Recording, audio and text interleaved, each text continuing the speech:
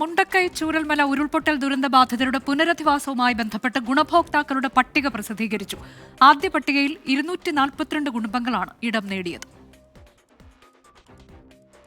ഉരുൾപൊട്ടൽ ദുരന്തത്തിൽ വീട് നഷ്ടമായവർ, വാടകയ്ക്ക് താമസിച്ചിരുന്ന ദുരന്തബാധിതർ, പാടികളിൽ കഴിഞ്ഞിരുന്ന ദുരന്തബാധിതർ എന്നിവരെയാണ് ഒന്നാം ഘട്ട ഗുണഭോക്തൃ പട്ടികയിൽ ഉൾപ്പെടുത്തിയിട്ടുള്ളത്. ഇവർക്ക് മറ്റെവിടെയും വീടില്ല എന്ന് ഉറപ്പുവരുത്തിയാണ് പട്ടിക പ്രസിദ്ധീകരിച്ചത്. 10ാം വാർഡിൽ കരട് ലിസ്റ്റിൽ നിന്ന് 50 പേരും പരാതിയെ തുടർന്ന് ഉൾപ്പെടുത്തിയ ഒരു കുടുംബവും ഉൾപ്പെടെ 51 പേരാണ് പട്ടികയിലുള്ളത്. 11ാം വാർഡിൽ കരട് ലിസ്റ്റിൽ നിന്ന് 79 പേരും ആക്ഷേപത്തെ തുടർന്ന് ഉൾപ്പെടുത്തിയ 4 പേരും ഉൾപ്പെടെ 83 പേർ പട്ടികയിലുണ്ട്. 12ാം വാർഡിൽ കരട് ലിസ്റ്റിൽ ഉൾപ്പെട്ടിരുന്ന 106 കുടുംബങ്ങളും പരാതിയെ തുടർന്ന് ചേർക്കപ്പെട്ട 2 കുടുംബങ്ങളും ഉൾപ്പെടെ 108 പേരുണ്ട്.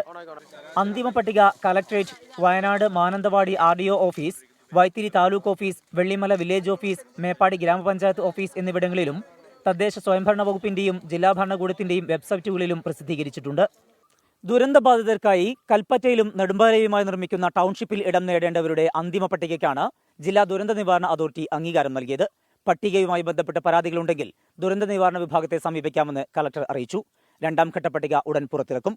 വയനാട്ടിൽ നിന്ന് മനു ദാമോദറിനൊപ്പം സമീർ സി മുഹമ്മദ്, 24.